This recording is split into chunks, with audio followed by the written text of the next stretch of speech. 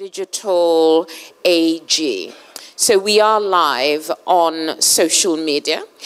I would like to say also that our guest of honor, one of our two ministers who will be joining us here today, has arrived. Dr. Owusu Afriyie-Akoto is the Minister of Food and Agriculture, and he will be joining us shortly. The program, as you have it, and here he is. Ladies and gentlemen, the Minister of Food and Agriculture.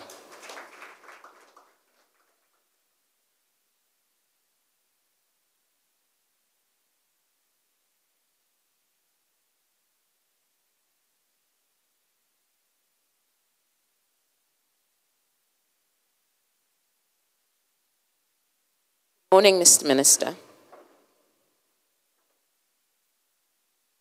So we begin. The issue of agriculture in Ghana, an absolutely critical matter. By 2011, we had experienced the lowest growth in 2 decades in terms of agriculture. Coincidentally, it's the year in which oil production also began in Ghana. The issue of productivity, employment, the ending of rural poverty, diversifying the economy, food security, adding value, exports. These are the conversations that you're going to be hearing, and these are the themes for the AGRF 2019, powered by digital transformation. I would now like to ask, without further ado, the acting director for the Ministry of Food and Agriculture, Mr. Robert Patrick Ankobia. He's been a public servant since 1992. He's served in various roles, including as Deputy Regional Coordinator for the Northern Region, the Registrar at the Scholarship Secretariat, Secretary to the Council of State, and now he has the enviable task of moving us rapidly forward. Mr. Ankobia, please come up.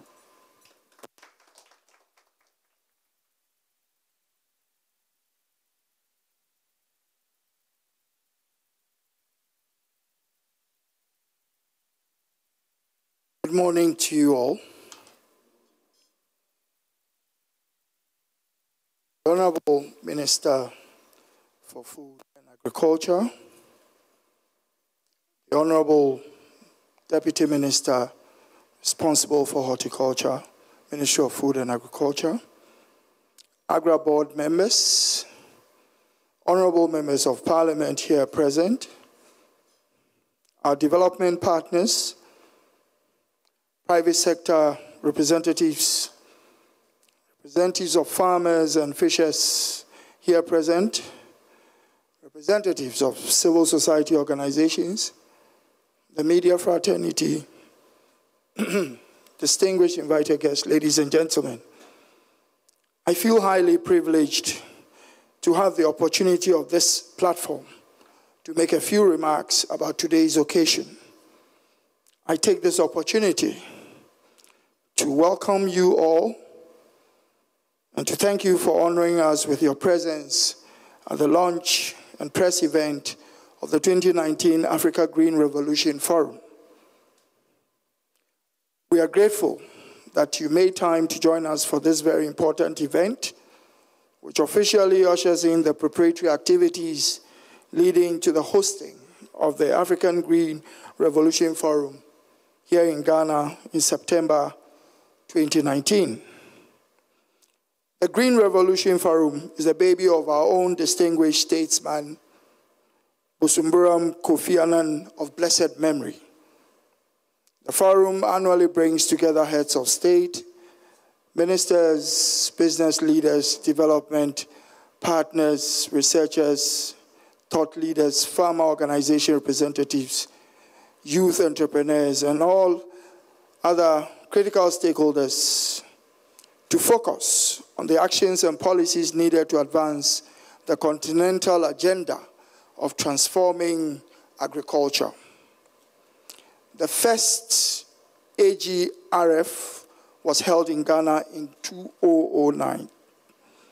We in Ghana are once again privileged to be hosting the event for the second time in 10 years of its institution. For good reasons, we are excited that the AGRF is coming to Ghana. The government, under the able leadership of His Excellency President Nana Addo Dankwa Akufo-Addo, has placed agriculture at the heart of its development agenda, and there is a lot to share during the forum. Also, under the dynamic leadership of the Minister for Food and Agriculture, Honorable Dr. Owusu-Efiri Akoto, Ghana's agriculture has received a new lease of life after a decade of underperformance. The success chalked so far in 2 years of his stewardship has been phenomenal and widely acclaimed. We therefore look forward to the forum as a great opportunity to tell Ghana's story and engage with other countries and development partners on how to accelerate the process of transforming agriculture in Africa through tools like digital technology. From where I sit, ladies and gentlemen, I can assure you that government, through the Ministry of Food and Agriculture, is ready and already in motion to ensure a successful forum in Ghana. I trust that in this regard, we can, as always, count on the support and cooperation of our partners to bring honor to our dear country. Thank you very much.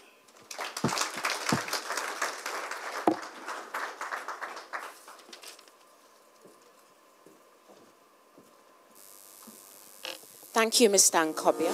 We're going to move along now to a short documentary, proof positive that the digital transformation is happening. This documentary was filmed yesterday when the crew was out and about. There was actually a field trip, and I've been informed that what you're about to see involves drones spraying a farm with fertilizer. So it's digital, it's not theoretical, it's actually happening here in Ghana, in Adesso, in Sawam, around the Sawam in the eastern region, and they also travel to the central region. So the documentary plays now.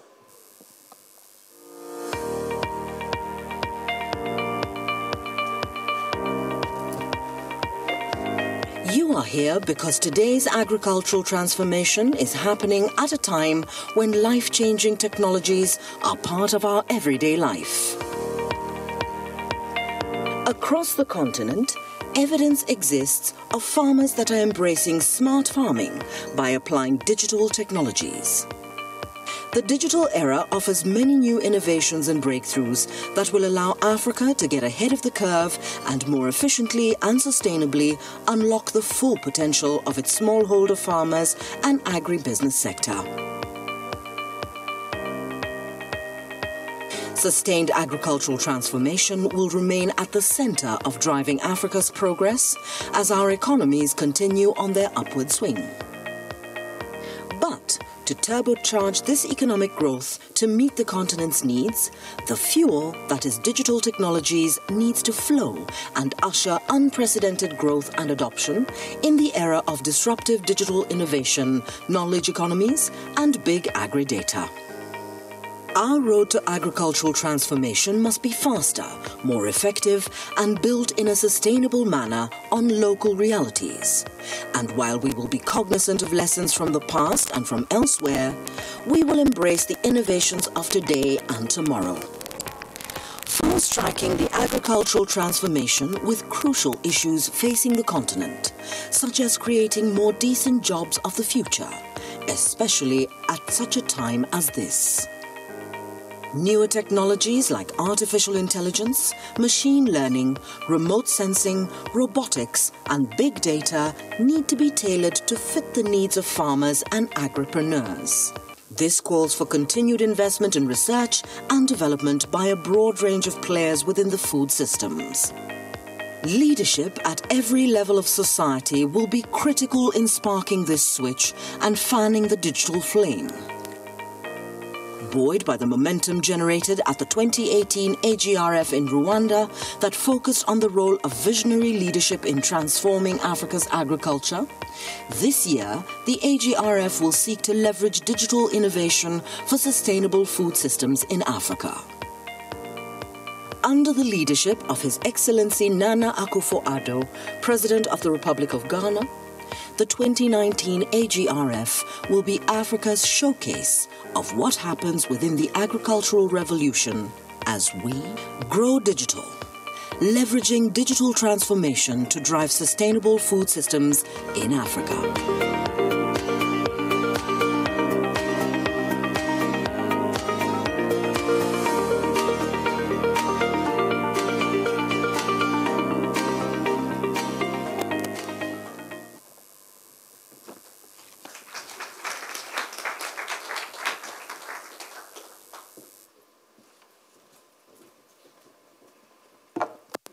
Thank you for that.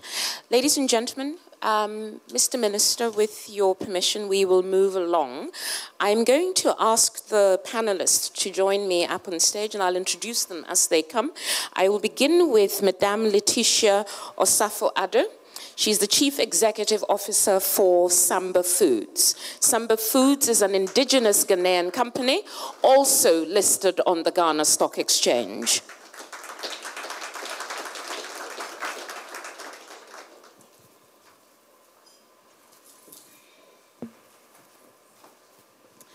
The next person that I would like to ask to join us is the Assistant Director General and the Regional Representative for Africa for the FAO, Dr. Abebe Haile Gabriel.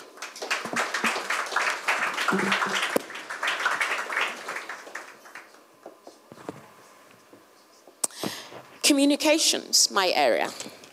There's a lot of conversation, and it does need to go to the audiences. The team lead for communications for CTA is Mr. Toby Johnson.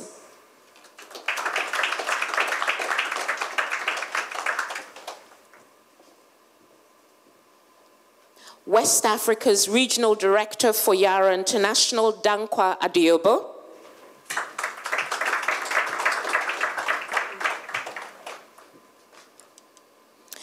And from IFAD, Mr. Hani Salem.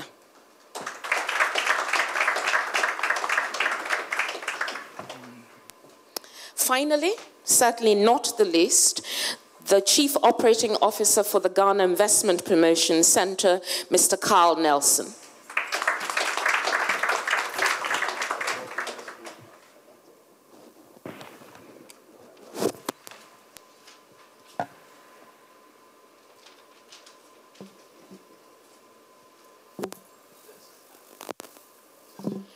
Yes, moving right along.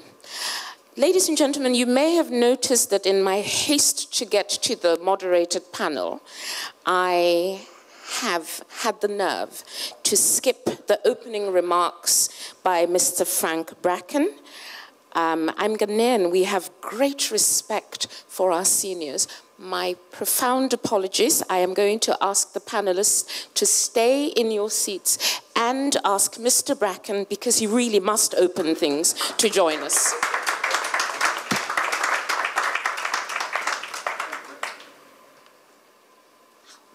Thank you. No problem. It must be my length. I can easily be overlooked. Bonjour, soyez le bienvenu. Good morning, everybody. And thank you for coming at this event. It's really a full house. This is so heartening to see the attendance of you all. We are looking very much forward to the forum in September, between September 3 and 6, at the Accra International Conference Center, and it's just down the road here. You will have heard already a couple of times this morning that the AGRF is not a single event. It's a forum that year after year brings the key people around the Africa agricultural transformational agenda together, and it gives for everybody an opportunity not only to meet but to really exchange experiences. This, of course, requires partners and stakeholders in order to make a forum like this successful, to work together and to really count on each other. And therefore, we are very grateful for you partners to be here. We claim you, but we also want to support you. Because we know that driving the agricultural sector in Africa is a really, really challenging task. But before I actually continue, I would like to thank our government, the government of Ghana in particular. And I would like to do that on behalf of the AGRF partners and AGRA, who I represent. We are very, very grateful to the government of Ghana, and in particular His Excellency President Akufo-Addo, for hosting us for this year's forum. Honorable Minister Dr. Akoto, who I met yesterday, we are very grateful for being here with us, and I would like to thank you. And I would like to thank you also for the very, very inspiring meeting I had with you yesterday, to see how just the sheer power of leadership can transform a sector. And I hope that we will hear much more about that in our September forum. We are, of course, also very grateful to all the other AGRF partners who are the co-hosts of the forum. I would like to thank particularly our chairman of AGRA, Mr. Strive Matsiyiwa, who is not here with us, who would like to be here, who I represent in some ways, because he is still coordinating efforts to support communities in Zimbabwe, Malawi and Mozambique following the cyclone Idai. And obviously you will all have heard about the need for help there. You can see in your materials and on the screens today that our AGRF the partners is a very diverse group of 21 institutions. And they are amongst the most important actors working to drive Africa's agricultural transformation. They come from a variety of backgrounds, from the public sector like the African Union, NEPAD, FIO and IFAD, but also the private sector like Yara, OCP, Syngenta, and new partners like Corteva and UPL. They are the implementing partners like AFAP and CTA, and key resource institutions and farming organizations like SACIO. The institution on which board I'm sitting and who I'm representing here, AGRA, provides the secretariat for the AGRF. And we are very, very honored to do so, and do so in trusting partnership with all of you and with all the partners that I've just mentioned. The AGRF has already somewhat of a history, and I was just remarking actually that next year is the 10th year anniversary, so it's something to look forward to. It started actually by a Ghanaian, the United Nations Secretary General, Mr. Kofi Annan. He was really one of the inspirational leaders for the African agricultural transformation. That was still under the leadership of His Excellency President Mills. Leadership and drive regional and the continental agenda. The forum has grown over the years and it has really benefited from its success. At the 2016 AGRF in Nairobi, we saw 1,750 delegates, and commitments of close to $30 billion were made, as countries seized the moment, which was a slogan at that moment, seized the moment to transform Africa's agriculture. In Abidjan in 2017, our first forum in Francophone West Africa saw 1,350 delegates and a new set of commitments and partnerships, particularly in palm oil, pulses, potato and rice, and mainly in West Africa, also done so by the private sector.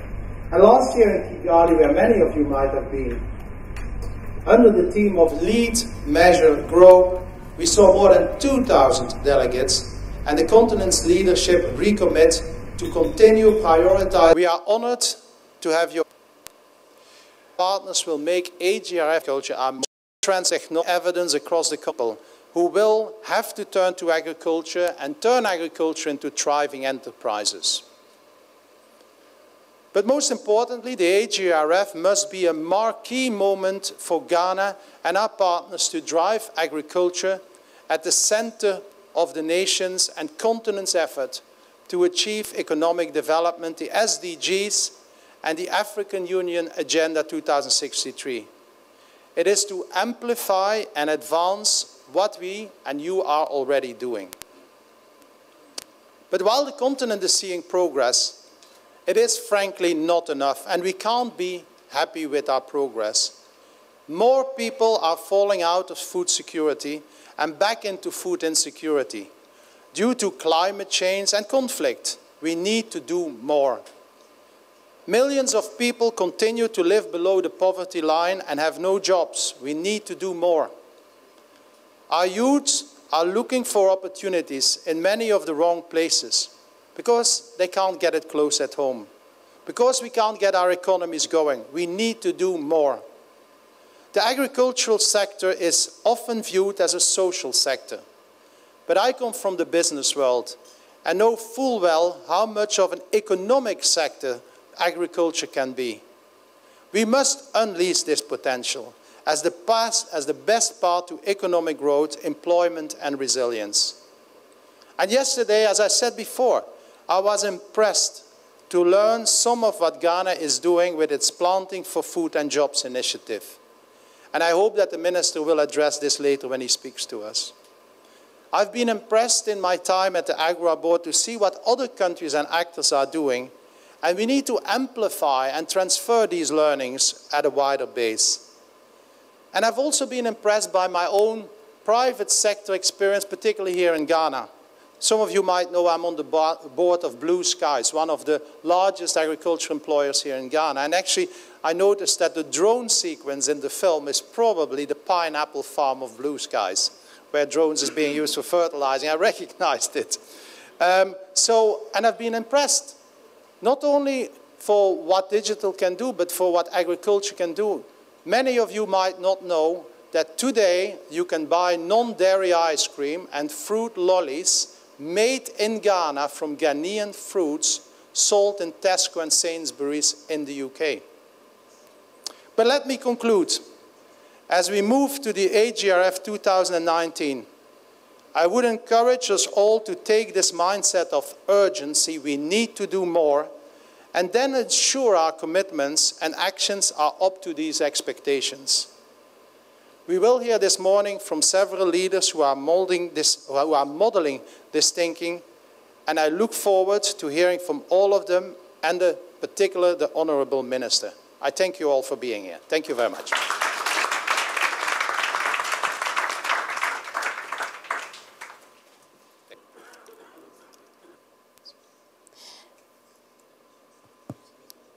Mostly by men. It's not just being an issue of food. This Charles Nelson, who is the Chief Operating Officer of the Ghana Best Performing Investment Promoter. I know the sectors of the economy, but I'd like you to focus on agriculture. Apart from it being a government flagship program, what specifically is GIPC doing? How is it doing it and where to encourage investment into agriculture, including in the transfer of skills and technology? Please share with us briefly, 2 to 3 minutes. Thank you, Madam. Just let me say that we acknowledge the nice words you said. It gives us a bigger challenge of making sure we stay out there, because getting up there is the easiest part, but staying out there is the most difficult. Now back to the question. Agriculture generally in Ghana, unfortunately, is a bit challenging sometimes. We have started by trying to let people understand that agriculture is not just farming for subsistence. Agriculture is actually a way of having a business that gives and provides returns.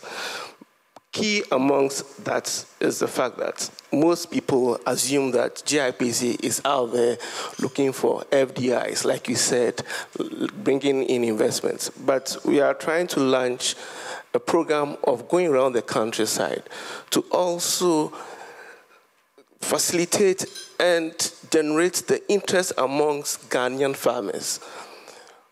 If you look at the theme we have, it has to be a synergy between the Ghanaian farmers and foreign investors with the technology. So the key thing now is to try and bring up Ghanaian projects that will be in a position or be presented in a format that can provide the answers for investors who want to team up with Ghanaians, grow business in agric. I don't want to say farms, but business in agric, because agric is a chain from the farm to storage to marketing. So we look at it in that way. And it's going to be difficult for me to tell you immediately what you will see now. But I can assure you that we are going into the countrysides. There's a program we are launching to bring this up. So currently what we are trying to do mainly is to generate the interest of agric as a business amongst our locals in order for us to get the synergies with our investors. Thank you. It's a good start. Back to the roots, back to the farm gate, in a sense, is what you're saying. So build it up and then try to attract the investors who will then be able to meet. But somebody who actually can tell the story of working within the agricultural industry, not necessarily as a farmer, but I suppose you could say at the other end of the stream, Madam Letitia Osafo-Addo, your company, Samba Foods, listed on the stock exchange in 2015. You essentially are into preservation of food, food processing, and really into what we would term in Ghana traditional foods. I'd like you to walk us through, how do you decide to come into this space, and how do you as a local company then offer yourself on the Ghana Stock Exchange, essentially to attract investors and to attract capital into your business? Could you just give us a little brief about what is Samba Foods and where do you come in? Thank you so much. Hello? Thank you so much, Honorable Minister, distinguished invited guests. As she said, my name is Letitia Osafo-Addo, the CEO of Samba Foods, the company that saw the need to commercialize shito, a very common product shito, made from pepper. Dr. Entry always want to hear that we were the first to commercialize shito, and it is true. This company was started in the kitchen, and today, as she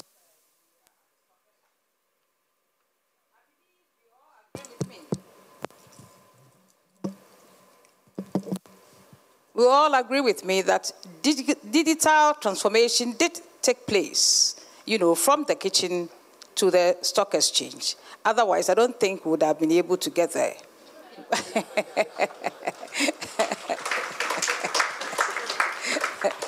We used a lot of digital transformation, right from sourcing for equipment, sourcing for raw material, the staff, human resources, the financing. Today, if you don't use technology, you might not be able to access funds. And to think of, going to the stock exchange, you know that you really, really need to know the intricacies of, funding arrangements and what's available for you to access.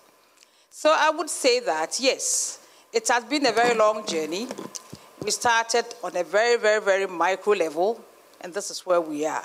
But one of the things that are so important, in the agribusiness is actually the availability of raw materials, both in quality and in quantity. And this, of course, you need a lot of information, from the hinterland, from the farmers, from everywhere, to be able to get quality raw materials to process. Again, on the digital issues. So I would say that for agribusiness, for all the stakeholders who are actually from, or as the team, the digital people who actually need it. So and access infrastructure. The partner for the second year as an official partner in development fund. And so that in the past year, CTA together with Dalberg Advisors has started to work on a report to provide the proof points for digitalization for agriculture in Africa, and to really flesh out some ideas of where investments make sense in terms of digitalization for agriculture. We'll be launching it on the sidelines of the FAO conference in June, But the report tracks, at the moment, 365 solutions Africa-wide. And that's a pretty phenomenal number if you consider the fact that in 2012, there were only 41 of these applications pan-Africa. So that's 44% growth in that period. Now, the numbers in terms of reach across Africa at the moment are, we think, around 33 million people, 33 million smallholder farmers. But reach is one thing, and engaged use is another. And we think only 40%, by the way, I'm saying I think because we're in the process of finalising those numbers, but we think only 40% of those that are reached with these types of applications are engaged users. So the big service providers, the big application providers are those telcos, the MNOs, the mobile network operators in Africa that you might expect, and the government players. But there are an enormous number of startups. In fact, in West Africa, the startup numbers are much higher than those in East Africa, where in fact there are more users, which suggests that there might be an opportunity there.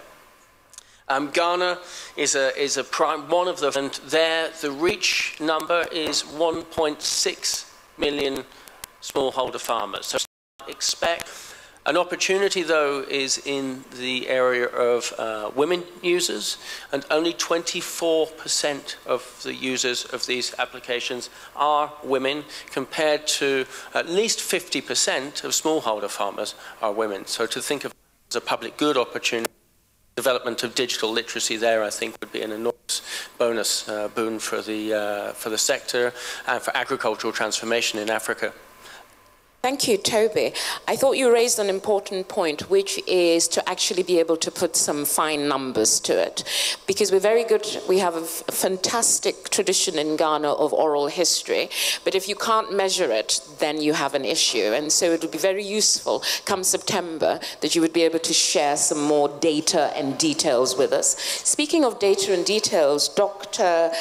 Abebe, if I can come to you, the FAO, obviously, Food and Agriculture Organization of the United Nations, but you also produce a number of reports, work on a number of projects. Just recently saw the global risk map that has been issued by the FAO. It looks at the period between April and June, and at the countries and the areas in which there are early warning signals in terms of the failure of agriculture, whether it's down to drought, to cyclones, to civil conflict, to foot and mouth disease, African swine fever hitting parts of China, conflict dispersing people across the country. It all seems very, very gloomy.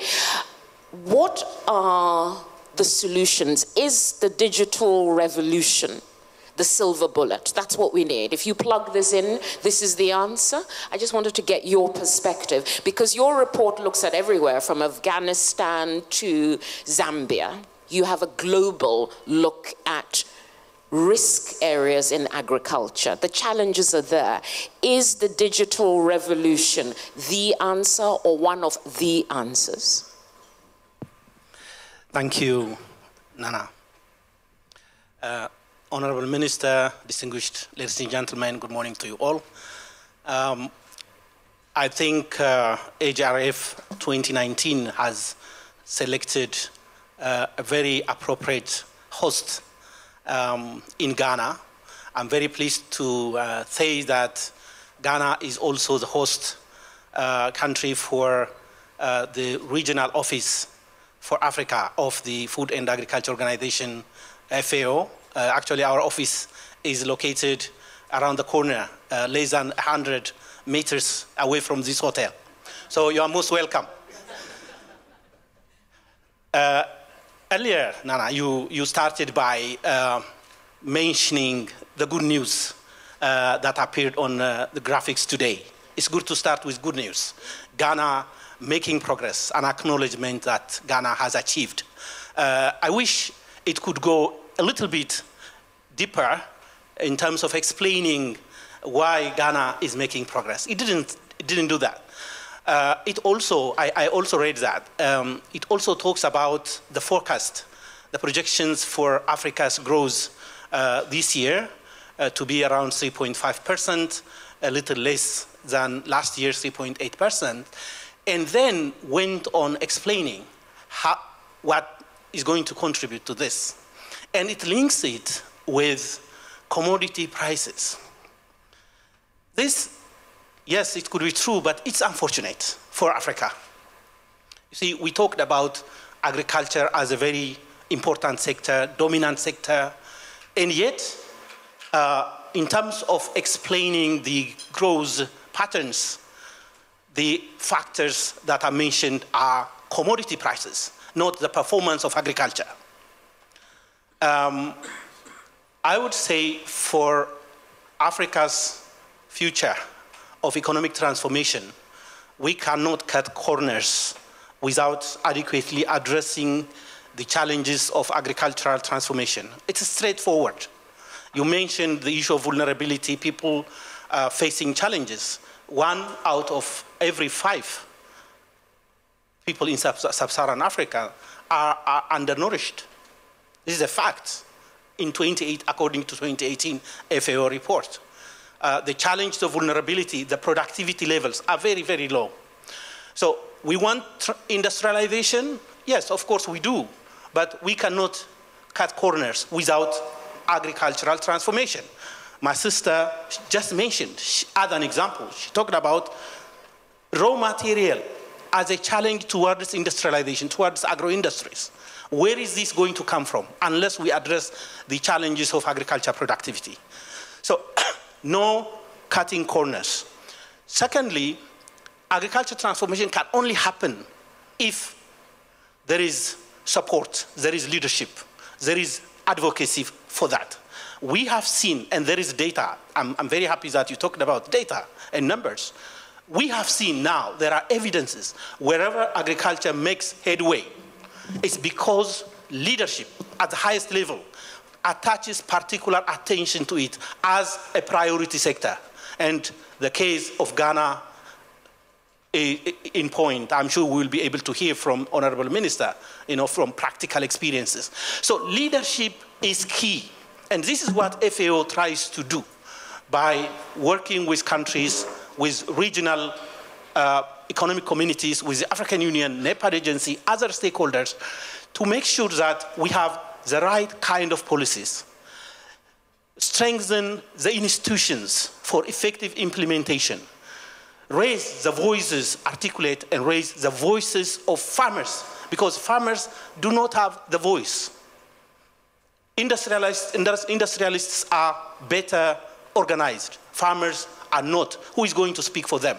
We need to work, and this is what FAO has been doing, work with them to strengthen their capacity for them not only improve their performance, but also to articulate their voices. And how does all this link with the digital innovation? It's a tool. Digital innovation is a tool. It's something that we can make use of towards achieving what we want. Definitely it's not going to be the silver bullet. It is one of the opportunities, the significant opportunities. If we can use it, utilize it in the right manner, it will definitely bring about faster, accelerated, inclusive results. But it requires the right kind of policies, the right kind of programs, effective institutions, and without effective leadership, this is not going to happen. FAO supports these efforts. Thank you so much. I'm going to move on to Dr. Hani Salam, because we're also talking about the support. And then my final question will be to Yara, who are also on the ground. But in terms of effort, as a development agency existing in Ghana, working across Africa and the world, Dr. Abebe has talked about the importance of leadership, of policies, and of course using digitization as a tool. IFAD works on innovation. You deal directly with the rural farmers. How do you, in your work, bring to life digitization in an innovative way? Well, thank you so much. I'm pleased to be with all of you today. Honorable Minister, distinguished guests, ladies and gentlemen. Just a brief note about what IFAD does. IFAD is an international finance institution. We are part of the UN system. We support governments in addressing rural poverty through working with smallholders, farmer-based organizations, private sectors, and other stakeholders. In doing so, we support areas such as value chain development, small and medium enterprises, strengthening agricultural finance, natural resources management, addressing climate change. So we work across the board. So when we are designing our projects in conjunction with the governments, we always look for innovative and effective, promising innovations that would contribute to achieving the development objectives of the programs. And digital transformation is obviously one of them. We would work, as I said, with private sectors, innovators, in order to bring all these kind of things into practice, support them with large scale, and also work with, through, as I said, through the government channels, and also through other support channels that IFAD work with, such as loans, grants, whether it is implemented by the government or by IFAD directly. Thank you.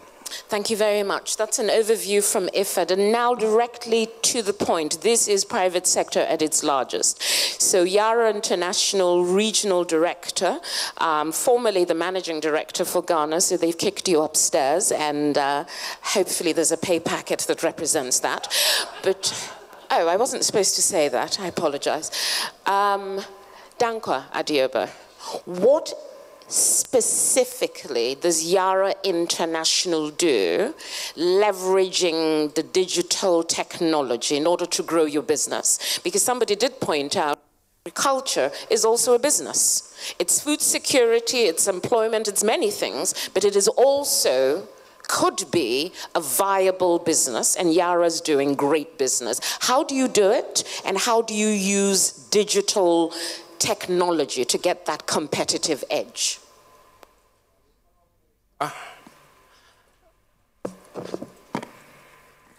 Honorable Minister, you are well acknowledged, my Minister. AGRF partners, distinguished ladies and gentlemen, I would say briefly about the intimacy of Yara to AGRF, just a few seconds, and then I'll your question. You know, when Kofi Annan in 2004 challenged the world to contribute to the African Green Revolution, and in 2005, Yara took that challenge up and initiated the Yara Prize. That went on to become the Oslo Conference up to 2008.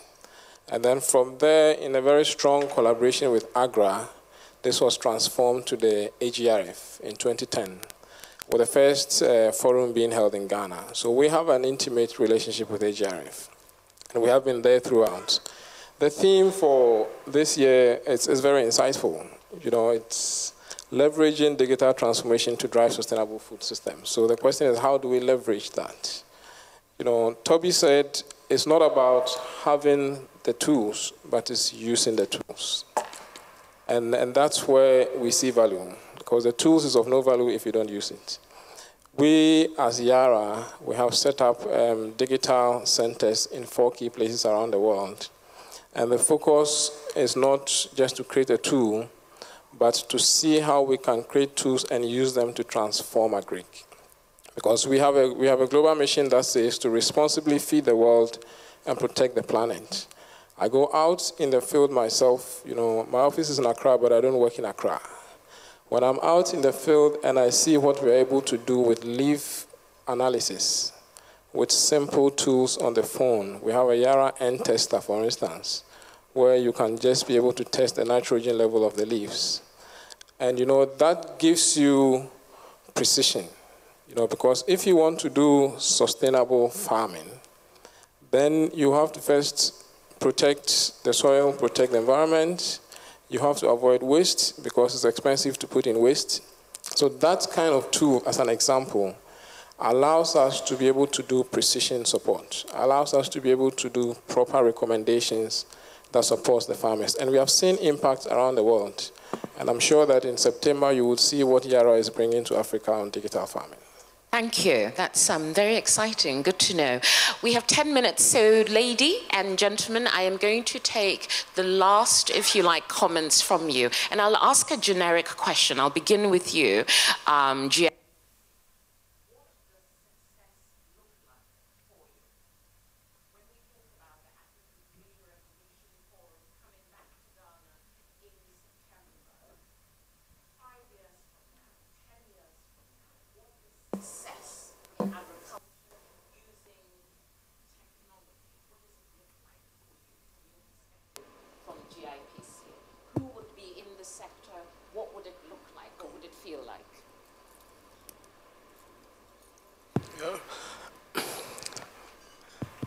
Interesting question. Very interesting.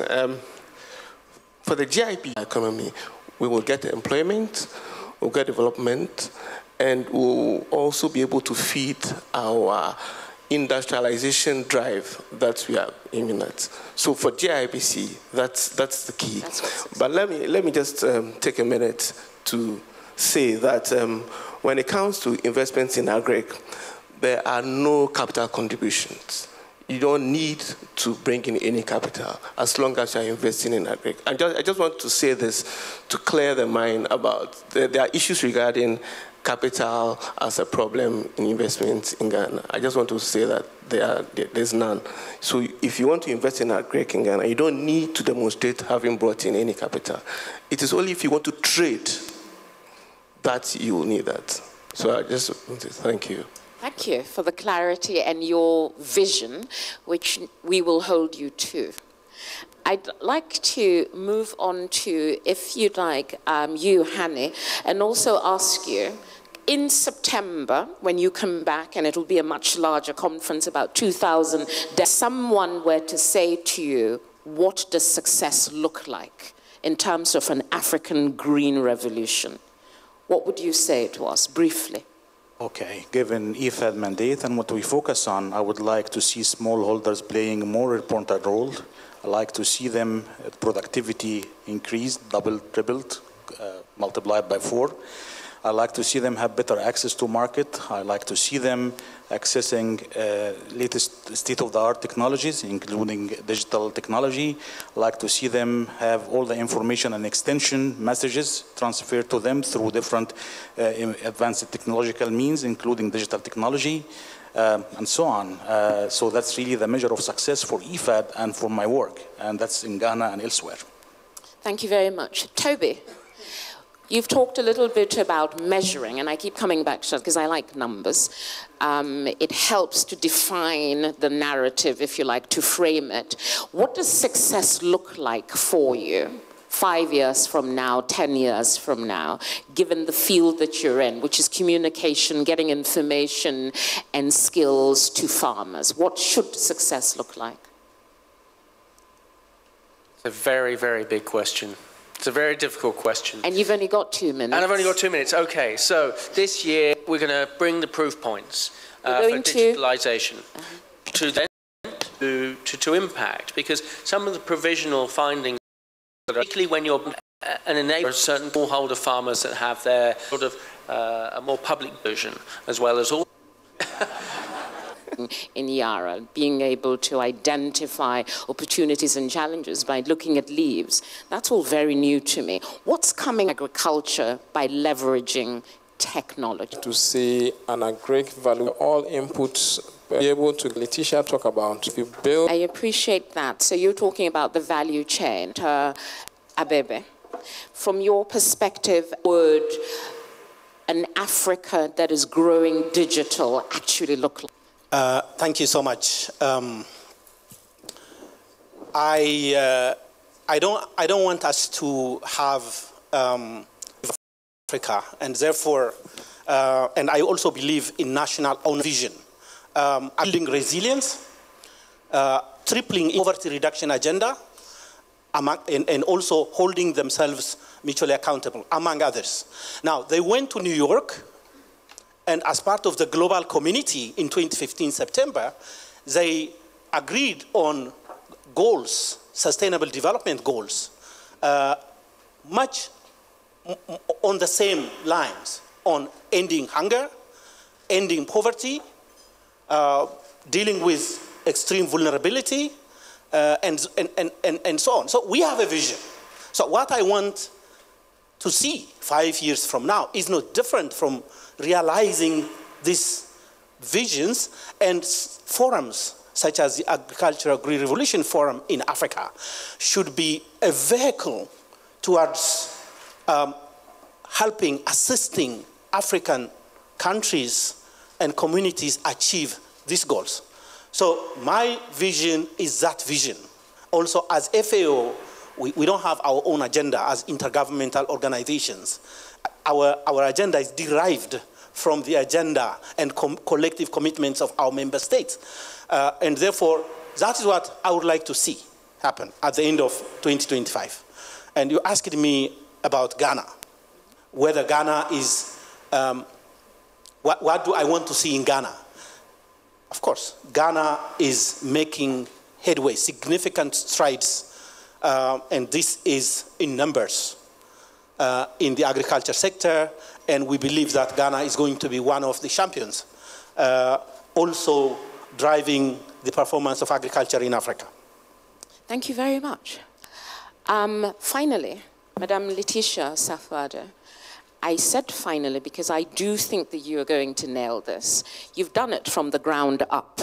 You are listed on the Ghana Stock Exchange. There aren't that many companies, certainly of your type there. 5 years from now, I would like for you to share cultural space. Hello. Thank you so much. The last is always the best. Was to have a food micronutrient shit-off.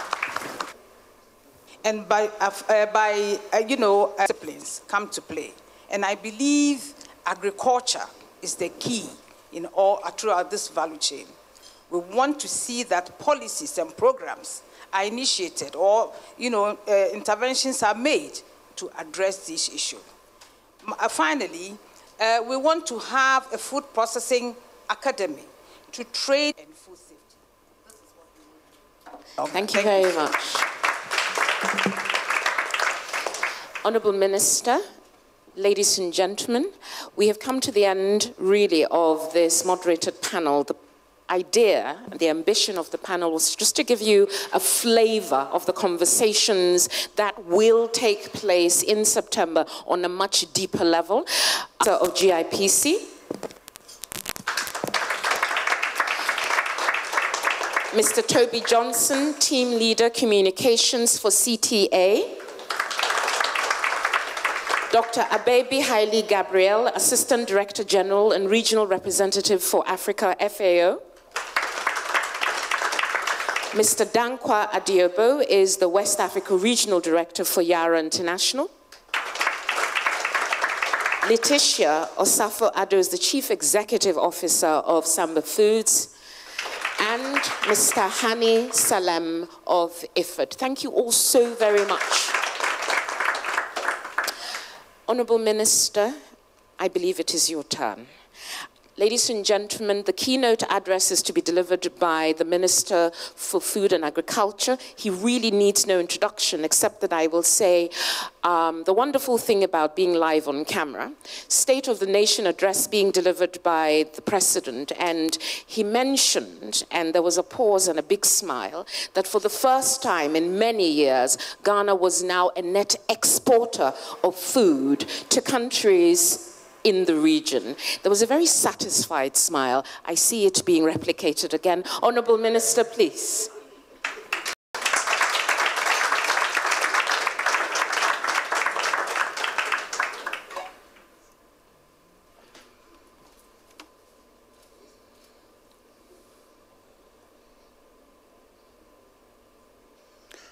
The Deputy Minister for Food and Agriculture, Honourable Odro, Member of Parliament for New Dubiase,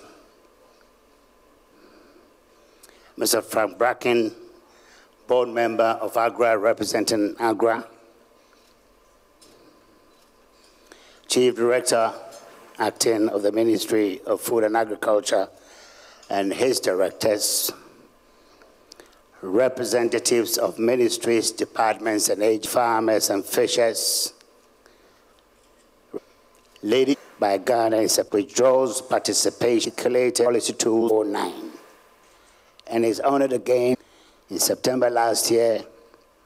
Lead, measure, and grow to provide the leadership need beginning of our stewardship is included relatively where you are using improved seed and fertilizer, 4,000 or so, less than 60% market access, especially farmers in Ghana, particularly smallholder farmers, quality seeds, fertilizers in the market. By far the highest anywhere in West Africa. Under the Planting for Food and Jobs, significant figures, but I think it's appropriate to do so at this juncture. Maize yield increased from 1.8, rice yield and soya yields equally increased by 150% from 1 ton per hectare to 2.5 metric tons per hectare. And we are expecting it to go on increasing in the third year of the program. This year, we are introducing 4 new modules under Planting for Food and Jobs, including the grain sector. That makes it 5 modules under Planting for Food and Jobs. You shouldn't forget, Planting for Food and Jobs is a brand name for the new policy of the Akufo-Addo government. The first is the Greenhouse Village program to increase production and export of vegetables and fresh cut flowers. The second is Planting for Export and Rural Development to diversify our source of income for farmers and increase export earnings. And this program is going to be launched exactly a week today by the President of the Republic in Dunkwa in the Central Region.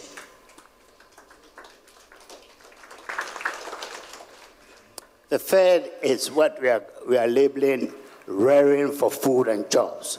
That is targeted to revive the dying livestock industry in Ghana. And that includes all the major livestock subsectors, led by poultry, the ruminants, sheep and goats, piggery, and cattle. We are at the end of completing the plan to launch this program on June 26th by the President of the Republic in Wa, in the Upper West region of this country. And it is a major step forward to increase protein input for our nutrition for our population in Ghana and to substitute for the huge bills that we are facing with the imports of meat from all over the world, costing us hundreds of millions of dollars. Then we have the mechanization centers for modernization. These mechanization centers were started in 2007, whereby involvement of the youth, e-agriculture, and signed to protect.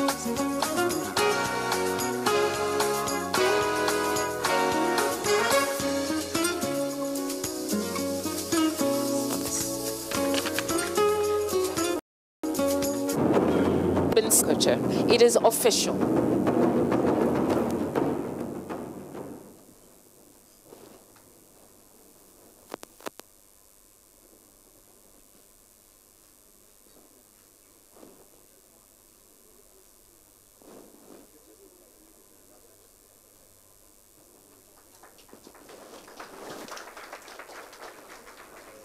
Thank you.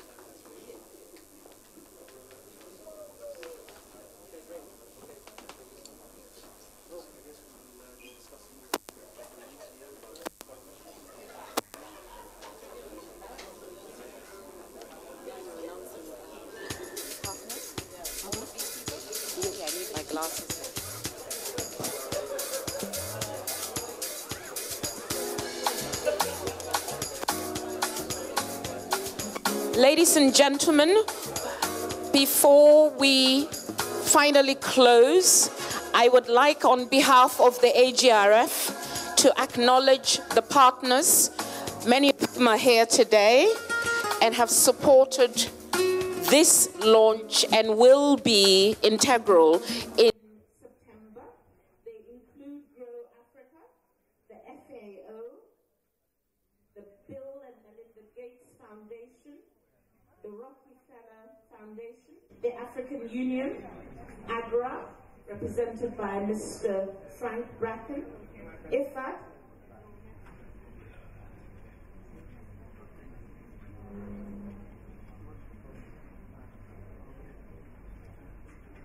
it says CTA, and I'd like to acknowledge the rest of them, including CTA and it's so much easier if you just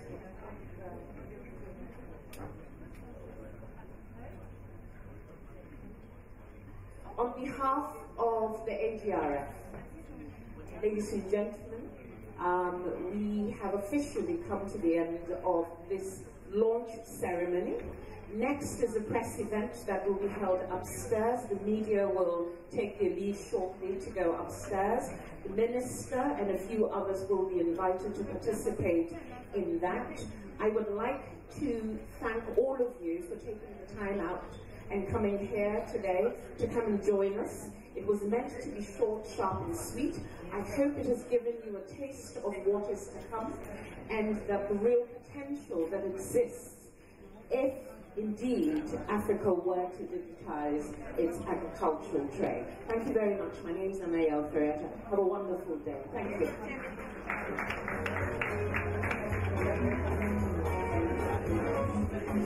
you.